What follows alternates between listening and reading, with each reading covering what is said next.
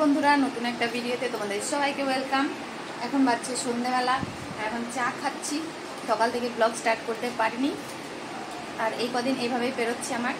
আর কি দিয়ে চা খাচ্ছি, এই প্রথমবার দেখো, এই যে ভাবড়া না কি বলছে, এটা দিয়ে চা খাচ্ছি। আমি কখনো খাই না, সন্ধ্যা দিকে খেতে দেখেছি, তো তার জন্য আমি নিয়ে এসেছি।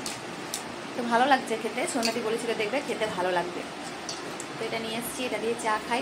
মার্কেট দিয়ে ঘুরে এলাম আমি এক্ষুনি, মানে অনেক জিনিসপত্র নিয়ে এলাম। দেখো বাবুও খাচ্ছে, ওকে বানানা দিয়েছিলাম, খেলো না, সবগুলো ছাড়িয়ে ছাড়িয়ে রাখছে। বাড়িতে আমি গেছি, জল ফেলেছে, খুব দুষ্টুমি করেছে, আর দীপাকে খুব তাং করেছে। তাই না বাবু? কি করেছো দিদিকে?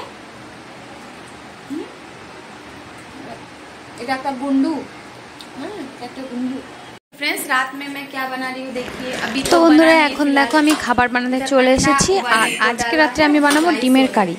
তো ভাতটা চাপিয়ে দিয়েছি, আর তোমরা জানোই যে মানে রাত্রে বেশিরভাগ ভাতই হয়, তো ভাতটা চাপিয়েছি আর ডিমটা এদিকে সেদ্ধ করতে বসিয়েছি।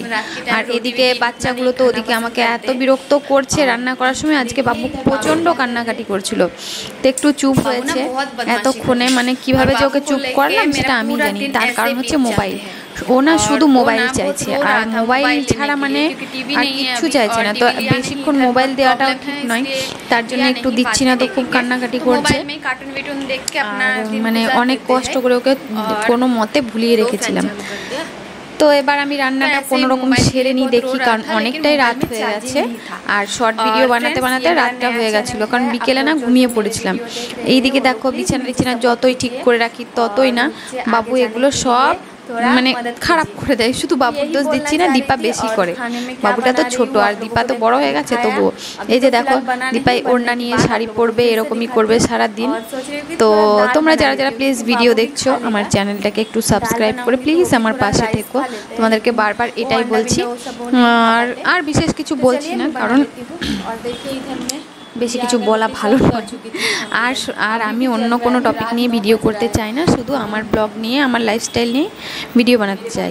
তো দেখো সন্ধ্যা কখন দিয়েছি, এখনও পর্যন্ত প্রদীপটা জ্বলছে, এখন 9:30 মতন বাজছে। তাও মনে হয় দীপা আজকে সন্ধ্যে দিয়েছিল, তো এক ভর্তি তেল দিয়ে দিয়েছিল। এটা কি হয়, ঘরটা না খুব গরম হয়, যেহেতু এখন গরম পড়ে গেছে অনেক, তাই প্রদীপ জ্বললে না খুবই গরম হয়। তো দেখো আমি এবার রাত্রে রান্না বান্না করে নিই। তো দেখো এখানে রাত্রে রান্না রেডি হয়ে গেছে, কি কি করেছি দেখাচ্ছি। এখানে এখনই করলাম, এই যে বেগুন ছিল একটুখানি, বেগুনটা ভাজা করে নিলাম, আর একটা মুসুরির ডাল করলাম, কারণ মুসুরির ডাল যদি না করা হয় তাহলে বাবু একটু ভাত খেতে পারে না। আর রাত্রেবেলায় এখন গরমকালেও ভাতটাই খাই, রুটিটা খুব একটা খাই না। আর এই যে ডিমের কারি, আর একটা ডিম সিদ্ধ করেছিলাম, সেটা বাবু খেয়ে নিয়েছে।